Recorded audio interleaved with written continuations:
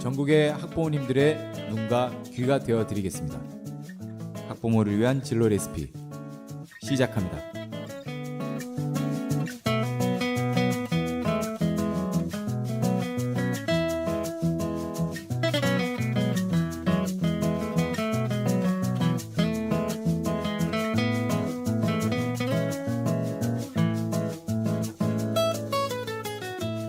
안녕하세요. 진로 레시피 민신태입니다. 수포자, 수학을 포기한 사람이라는 뜻입니다.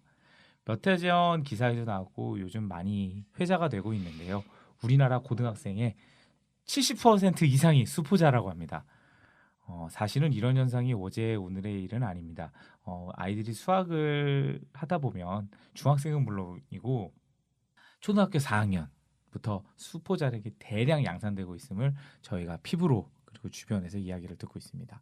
아이들은 수학을 왜 이렇게 어려워하고 거부하는 걸까요? 그래서 아마 많은 학부모님들은 사교육에서 그 답을 찾고자 하시는 게 아닌가 싶습니다. 오늘은 지난 시간에 이어서요. 대추동에서 수학을 가르치고 계시는 김용관 선생님을 모시고 사교육의 이야기를 한번 이야기를 듣고자 합니다. 수학의 이야기도 같이 한번 더 지난 시간에 이어 진행을 해보도록 하겠습니다. 안녕하세요, 김용관 선생님. 네, 안녕하세요. 지난 시간에 저희 수학 공부하는 법에 대해서 말씀을 해주셨습니다. 어떻게 그 얘기를 하시고 나서 좀 뭐 모자르거나 수학에 대해서 이거는 정말 좀 내가 빠뜨렸다 뭐 그런 게 좀 있으신가요? 이제 가장 먼저 학생들한테 이제 심어줘야 될 게 수학을 푸는 거에 대한 자체의 즐거움을 좀 약간 심어주는 게 좋을 듯 싶습니다. 그럼 즐거움이 문제지만 책 보는 게 즐겁지 않잖아요. 그럼 뭐 한 문제 풀 때마다 뭘 부모님이 줘야 되나? 네, 그래서 저번에 제가 말씀드렸듯이 약간 잘한다 어머니들께서 잘한다. 해주시면은 학생들이 더 뿌듯해할 것 같습니다. 예, 좋습니다. 저희 지금 선생님께서는 지금 대치동에서 한 10년 정도 학원에서 이제 계셨다 그래서 저는 개인적으로 좀 대치동 이야기가 궁금하긴 합니다. 왜냐하면 뭐 연말만 되거나 그러면 불 꺼지지 않는 대치동 학원가 뭐 이런 식으로 해가지고 워딩을 뽑아가지고 뭐 기사들이 많이 나오잖아요. 그래서 어떻게 그런 얘기 들으면 다른 지역에 계시는 부모님들 같은 경우에는 우리 아이 공부를 더 시켜야 되나 이런 얘기도 생각이 들고 뭐 선행합스 3년을 앞서간다 뭐 이런 기사들을 참 많이 보고 합니다. 네. 거기서 한 10년 정도 계셨으니까 네. 실제 이야기 그냥 좀 가감 없이 좀 이야기를 부탁드리겠습니다. 네. 지금 그 사교육이라는 게 처음 이제 10년 전에 들어가셨을 때랑 지금이랑 크게 달라진 게 어떤 게 있나요? 예전에는 아무래도 대형 강의가 인기였다면요. 요즘에는 이제 점점 강의 규모가 작아지는 추세입니다. 대형 강의라 그러면 300명, 400명 놓고 네, 그냥 네. 보이지도 않는데 선생님들 마이크 들고 하는 그런 거 말씀하시는 건가요? 그래도 아무래도 예전에는 여러 선생님들을 많이 모아서 큰 학원들이 참 많았습니다. 건물도 크고. 네, 건물도 크고 학원들도 참 많고요. 학생들도 많았습니다. 그 학생들이 지금 다 기성세대가 되겠죠. 그렇죠. 예, 그럼 이제 그 대형화가 되고 있는데 최근 추세는 그러면 소형화라는 말씀이신가요? 네, 아무래도 이제 수학 쪽이 듣기만 해서 된다기보다는 아무래도 아까도 이제 말씀해주셨지만 왜 우리 아이에게 이제 필요한 게 무엇인가라는 것을 이제 개개인마다 다 다르잖아요. 그래서 그 문제점을 파악하고 이제 같이 그 해결 방안을 만들어 나가는 방법이 이렇게 1대1로 봐주는 방법밖에는 없는데 수학이란 과목 특성상 네, 맞습니다. 그러니까 애들이 푸는 네. 걸 이렇게 지켜봐야 네, 되니까 과정을 봐야 되잖아요. 어디를 틀렸는지를 알아야 되니까 그래서 그렇게 하다 보면은 대형 강의로서는 그런 거를 파악을 할 수 없기 때문에 예전에 이제 어머니들께서 한참 아주 예전에 이제 웰빙 열풍 부른 것처럼 그쵸. 이제 요즘에는 뭐 저렇게 때려넣는 것보다 돈을 약간 조금 더 주더라도 이렇게 소규모로 가서 개인 교습을 받는 게 낫다라는 소규모면 한 몇 명 정도? 한 3-4명 들어간 수업을 굉장히 많이 하는 걸로 알고 있습니다. 그럼 3-4명이면 선생님 한 분에 3-4명 정도면 그 3-4명은 서로 알겠네요. 이제 연관이 있는 경우에는 알 수도 있지만 서로 연관이 없는 학생들끼리 3-4명이 들어와 있는 경우도 있습니다. 야, 굉장히 멘탈이 강해야 될 것 같아요. 지금 중고등학생인 경우면 그렇게 네. 강의를 하면 네. 모르는 애가 있는데 그 내가 푼 실력 바로바로 드러나잖아요. 네, 맞습니다. 익명이 보장 안 되는데 근데 대형 강의 같은 경우에는 뭐 저는 아니지만 그 대형가 그러니까 저희 때는 그 토익 토플이 네, 대형가였어서 네. 익명이 보장되잖아요. 내 네, 성적을 아. 모르니까. 근데 그렇게 하면 애들끼리 성적도 다 알 텐데. 네, 실력 대략적으로 서로 다 압니다. 네. 그 비슷비슷한 애들끼리 하겠네요. 그러면. 네, 근데 이제 소규모 강의 같은 경우에는 이제 뭐 음. 굳이 칠판 수업을 안 하고 옆에서 이제 일일이 개개인으로 봐주는 수업도 있다 보니까요. 네, 그래서 진도 상관없이 여러 명을 묶어놓기도 합니다. 이 학생이 풀고 있는 동안 저 학생을 봐주고 그다음에 또 이제 이 학생이 풀고 있는 동안 저 학생을 봐주고 이런 식으로 약간 그룹 과외 같은 느낌의 학원들이 상당히 많습니다. 그럼 이제 어머님들을 많이 만나시잖아요, 선생님께서. 네. 그럼 이제 대치동에 계시는 어머니까 쉽게 해서 여기서 대치동은 지역을 얘기하는 게 아니라 공부에 굉장히 관심이 많으신 어머님들은 네. 선생님을 만나 어떤 목표를 보통 말씀하시나요? 이제 당장의 점수, 음. 네, 그룹 어머님들이 계시고요. 그다음에 음. 선행을 말씀하시는 어머님들이 계시고요. 어머님들께서 이미 다 플랜을 갖고 계세요. 근데 언제까지 이 단원을 끝내주시고 이렇게 해서 저는 다음에는 어떤 문제집을 풀겠습니다까지 이미 짜갖고 오셔갖고 저한테 이제 맡기시는 거죠. 이제 그럼 네네 알겠습니다. 이제 하는 거죠. 이제. 그럼 다 관심이 그러니까 뭐 정보력이 선생님보다 많은 경우도 많으시겠네요. 어머님들께서 하루 종일 이제 네, 그런 정보력 싸움이라고 많이들 하시잖아요. 그래서 설명회 같은 데도 많이 참여하시고 그다음에 항상 네네네. 낮에 카페를 가보면 어머니들께서 너무 많이 모여 계세요. 그래서 서로 이제 정보를 공유하시고 이제 좋은 학원이 어딘지 이런 걸 파악하러 다니시는 거죠. 그럼 이제 그 현장에 계시는데 좀 이제 선생님께서는 이제 중고등학교 시절 네. 학원을 다니셨나요? 저 그냥 종합학원 동네 학원 근데 지금 뭐 어떻게 명문대 나오셔서 이제 수학도 가르치고 계시는데 네. 이제 아이들에게 이제 수학을 가르치고 계신 좀 이렇게 체험하신 거랑 가르친 거랑 다른데 어떠세요? 같이 이제 선생님들이랑 이제 뭐 맥주 한잔 하시면서 그런 얘기 하실 것 같은데. 네. 그래서 이제 만약에 저 같은 경우는 제가 아까 말씀드렸던 수학을 푸는 것 자체에 대한 흥미를 어렸을 때부터 많이 느낀 편이에요. 그래갖고 수학 문제집을 막 사서 푸는 거에 대한 그 거부감이 전혀 없었어요. 그래서 저 같은 경우는 이제 굳이 학원 갈 필요가 없었던 거죠. 뭐 이렇게 얘기하면 재수 없을지 모르겠지만 다른 과목은 못했습니다, 잘. 네. 그럼 이제 수학 하시면서 이제 근데 아이들이 수학 푸시는 거 보면 어떠세요? 이해 못하실 수도 있겠어요. 선생님은 다 자동적으로 됐던 분이 자동적으로 안 되는 친구들 보면서 네. 그런 학생들 같은 경우에는 이제 저희가 왜 이렇게 됐는지를 이제 사고 연산 그 사고 과정을 이제 처음부터 끝까지 다 이야기를 해줘야 됩니다. 이제 뭐 당연히 선생님들 눈에는 이게 이렇게 돼서 이렇게 되니까 저렇게 된다라는 것이 눈에 보이지만 학생들은 그걸 모르니까 배우러 온 거잖아요. 그래서 그걸 이해를 못하면은 안 됩니다. 대단하시네요. 그럼 이제 학원 생활을 하시면 아이들을 이렇게 10년 정도 하시면 이제 딱 관상이라고 해야 될까?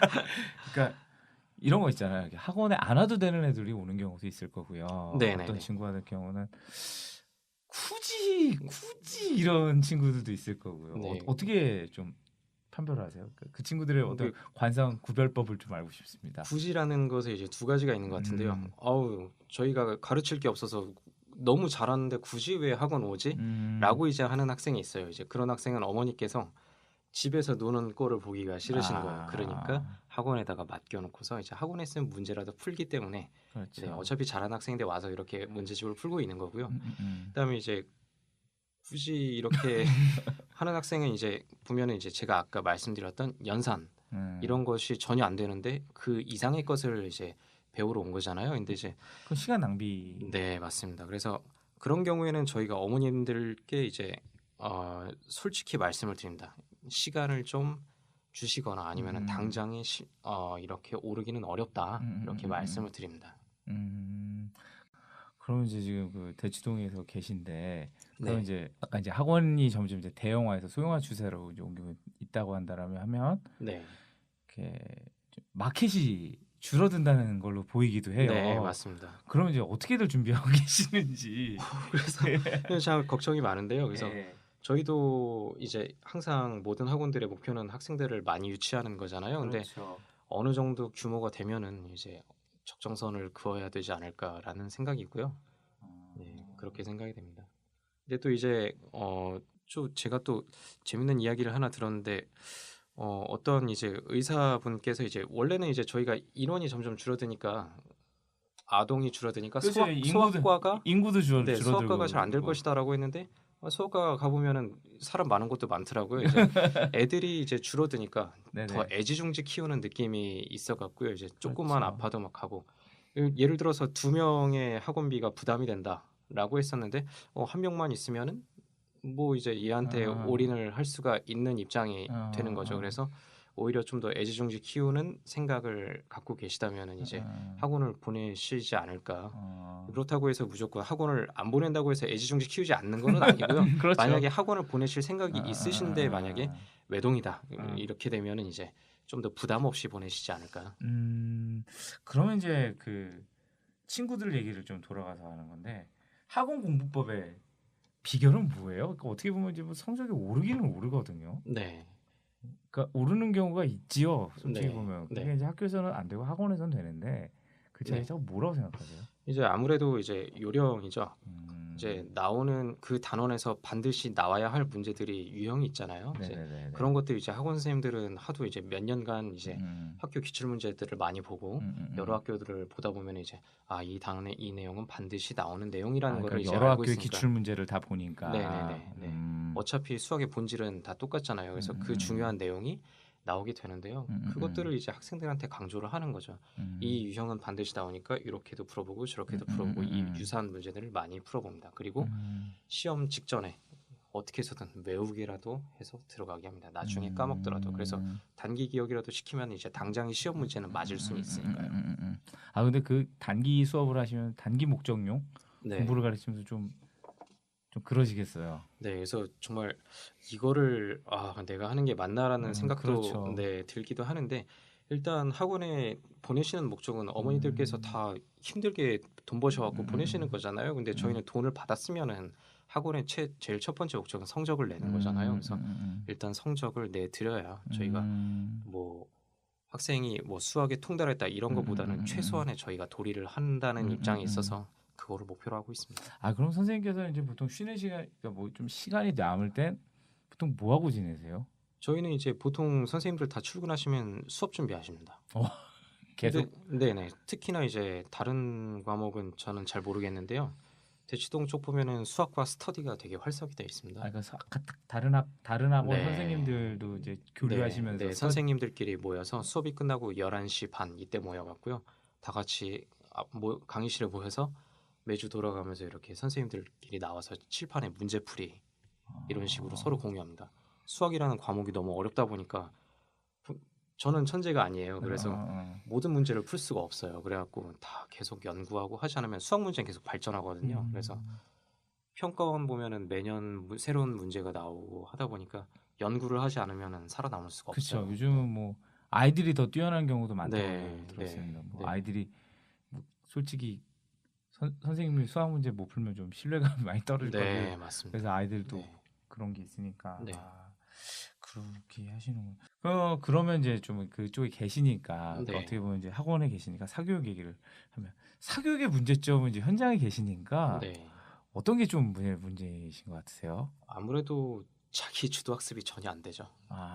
아이들의. 네, 아이들이. 그래도 자기 주도 학습이나 이런 거에 대해서 좀 많이 강연하시는 것도 사교육 쪽 분들이 많이 하시긴 하는데. 네네네. 그래서 이제 왜냐면은 저희도 본인들이 공부를 하지 않으면 시너지가 날 수가 없어요. 그 아이들 스스로가 네, 네. 공부를 하지 않으면 저희가 백날 가르쳐봤자 본인이 풀지 못하면은 절대 점수가 나올 수 없거든요.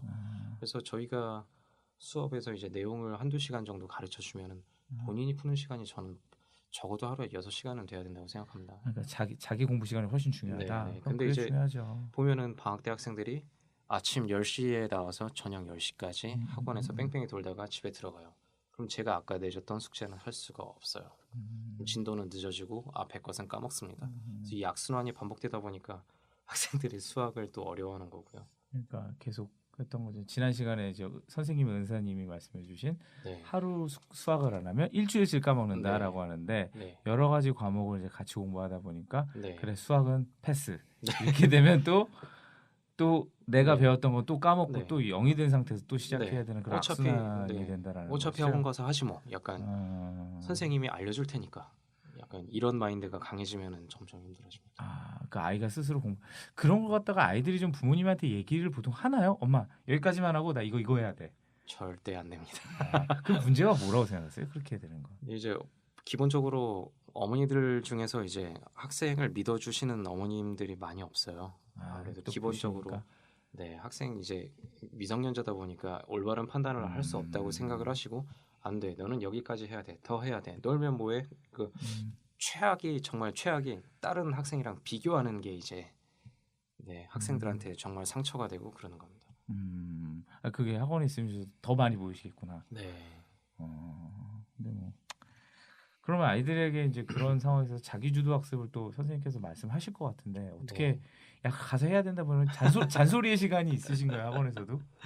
끝날 때마다 얘기하죠. 꼭 풀어와야 해. 여기까지 꼭 풀어야 돼. 안 그러면 내일 진도 못 나가라고 얘기를 하는데요. 정말 지키기가 힘든 것 같습니다. 그럼 아이들이 참 아이들도 힘들고 네. 선생님도 다 힘든 것 같네요. 언제게 좀 좋아. 그럼 이제 선생님께서는 아이들이 이제 뭐 어떤 뭐 진로나 이런 거에 대해서 고민이 있는 아이들 상담도 가끔 하시나요? 아무래도 이제 학생들이 정말 본인도 답답한 경우에는 선생님 어떻게 해야 수학을 잘해요? 막 이렇게 물어보는 학생도 있습니다. 그러면 이제 그 학생한테는 너가 조금 더 관심을 갖고 좀 오래 수학 문제를 풀고 접근 방식을 달리하다 보면 언젠가 바뀌는 날이 온다. 수학 점수가 이렇게 등산하는 것처럼 이렇게 올라가는 게 아니라 어느 순간 팍 오르고 어느 순간 팍 오르고 이런 식으로 되거든요. 어느 한 개념이 만들어지고 그게 이제 자유롭게 여기저기 쓸 수 있는 순간이 되면은 그 단원이 이제 이용된 맞다. 또 이제 이런 것들이 이제 융합된 문제들을 풀 수 있는 순간이 와요. 그 순간까지 버티는 게 너무 어렵습니다. 맞아요. 수학 점수는 그런 것 같아요. 이게 쭉 가다가 어느 순간 팍 오르고 또 쭉 가다가 팍 오르고 맞습니다. 영어 맞아요. 영어랑은 다르요. 영어는 단어 수만 늘어도 기본을 하는데 수학은 맞다. 그렇게 잠수하는 시간이 확실히 있었던 것 같아요. 선생님께서 그런 거 하시면서 아이들 참 어떻게 보면 안 됐다는 생각하실 것 같아요. 요즘 친구들 보면 학원 오면은 항상 다 이미 학원 들어오는 순간부터 기분이 나빠 있어요.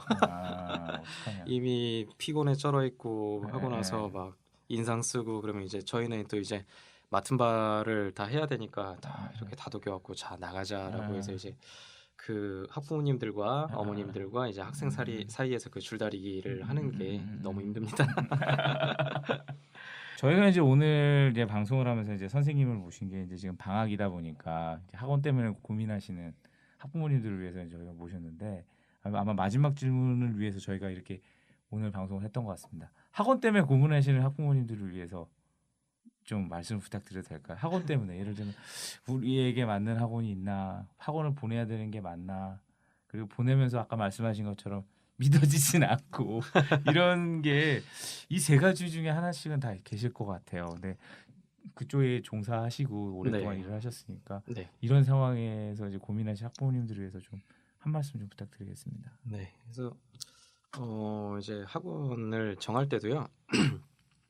본인 아이한테 맞는 학원이 어딘지를 이제 먼저 정해 보시는 게 가장 좋을 것 같습니다. 근데 그게 가장 어려운 건데요. 애들 가는 데 가잖아요, 보통. 내 친구 가는 데 아니면 우리 반 1등 가는 데거든요. 네, 맞습니다. 근데 이제 본인의 성향을 파악을 해서요. 이제 내가 선행이 필요한지, 내 선행이 필요하다. 평소에 이제 내가 어떤 설명을 그냥 듣고만 있어도 저 단원이 언제 어떻게 되는지 파악할 수가 있고 나 혼자 문제를 푸는데 답지를 이제 참고를 하면은 무리 없이 따라갈 수 있다라고 하는 학생은 대형 칠판 강의 들어도 상관없습니다. 근데 그것이 아니라 좀 관리가 필요하다, 그러니까, 세세한 작업이 필요하다. 그렇죠. 네, 라고 푸는데 한다면, 답이 안 맞는 애들 있잖아요. 그런 거죠. 네, 그러면 이제 열심히 푸는데 맨날 틀린 애들. 이미 중간 중간에 이제 계산 과정이 너무 자주 틀리는 학생들은 네, 1대1 맞춤학원을 가든가 과외를 받든가 해야 될 것 같습니다. 그럼 좀 아이가 학원에 가서 가는 게 믿어지지 않으시는 학부모를 위해서 어떻게 될까요? 네, 기본적으로 이제 어머님들께서 이제 학원을 선택하실 때요. 이제 근데 요즘 같은 경쟁이 치열한 세대에서 보면은 제가 보는 대치동 학원 선생님들은 전부 다 열심히 하시는 것 같아요. 그래갖고 아들 딸에 대한 피드백을 좀 이렇게 잘 해주는 학원을 선택을 하는 게 그게 무슨 뜻인가요? 피드백을 해준다는 이제 게. 어디까지 진도가 나갔고 애 상태가 어떻습니다라는 것을 아, 잘 얘기해 주세요. 학부모님들에게 자주 얘기해 주시는. 네네네. 중간 평가를 이제 자주 해주는. 그러니까 애 출석 여부만 얘기하는 게 아니라 네네네. 그러니까 중간 평가를 잘 해줄 수 있는 현재 얘 상태가 어떤지를 얘기해 줄 수 있는 학원이 좋은 것 같습니다. 그런 얘기하면 학부모님들한테 욕만 먹는 거 아닙니까? 왜 그대로 해요? 막 이러고 욕만 먹는 거 아닙니까? 네, 근데 이제 저희도 그래서 그게 너무 힘듭니다. 이제 저희는 이제 애들을 데리고 나가야 되는데 왜 점수는 안 나오느냐, 왜 아직도 진도가 여기까지밖에 못 나갔냐 하면 이제 저희도 괴로운데 저희도 그래도 그 기본은 지키려고 노력을 합니다. 근데 그렇게 네. 하는 게 학생이 모르는데 넘어가게 되면은 그거는 이제 점점 이제 눈사태가 점점 불어나듯이 그렇죠. 어차피 앞에 모를 거 뒤에 단원만 나가게 되는 거니까요. 아 정말 이게 선생님 말씀 들으면서 제가 들었던 생각이 이렇게 뭐라 그럴까요? 이렇게 학교에 계신 선생님들은 아이를 케어하고 아이들의 어떤 미래와 이런 거를 네. 하는 거좀 선생님께서 하시는 말씀 딱 들으면 뭔가 더 이렇게 정리가 좀 더 된 그런 느낌. 그 정리됐다라는 게 학교 선생님보다 뭐 더 정리됐다 그런 뜻이 아니라 봄도 좀 이렇게 그러니까 이렇게 학교와 학원은 확실히 다르구나라는 생각을 제가 지금 계속 하게 됩니다. 학원 같은 경우는 확실히 진짜 학교랑 다르게 좀 어떤 목표 지향이 있다 보니까 네. 확실히 이렇게 말씀을 딱 드리면 답이 다 이게 형이 상학적이지 않으신 것 같아요. 이게 다 이렇게 사랑이지요. 뭐 이렇게 말씀드리는 게 아니라 딱딱 말씀해 주시니까 이게 그 말씀하시는 걸 좀 알아듣게 되는 것 같습니다. 네.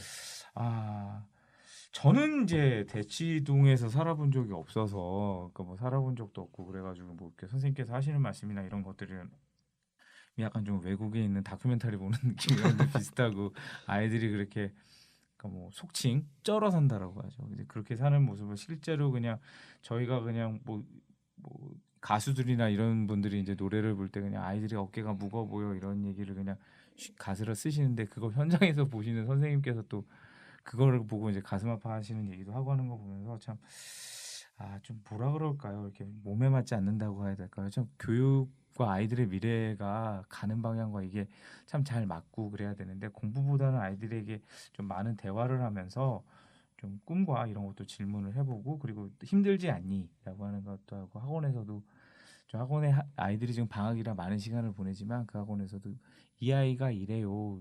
우리 저 자녀분의 자녀가 이런 상황입니다라는 얘기를 좀 학부모님들에게도 많이 좀 드리고 학부모님들이 그런 요구를 학원에다 하는 게 실례인가요?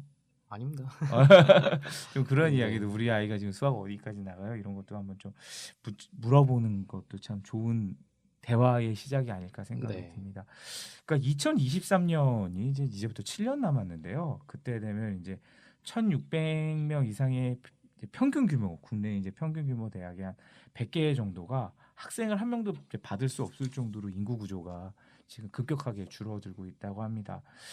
이런 상황에서 지금 아직도 대학에 목매는 교육과 이런 걸 하실지 아니면 정말 스토리와 아이의 미래를 위해서 교육을 할지에 대한 생각은 오늘 좀 선생님의 방송을 하면서 좀 생각을 많이 하게 되는 것 같습니다. 오늘 저희가 지금 뭐 선생님께서 워낙 바쁘셔가지고 저희가 밤에 지금 녹음을 하고 있는데 또 이 녹음이 끝나고 또 학원에 가셔서 공부해야 하셔야 된다고 합니다. 오늘 방송 너무나 감사드리고요. 뭐 다음에 또 뵐 시간 있었으면 좋겠습니다. 네, 감사드립니다. 네, 감사합니다. 네, 감사합니다.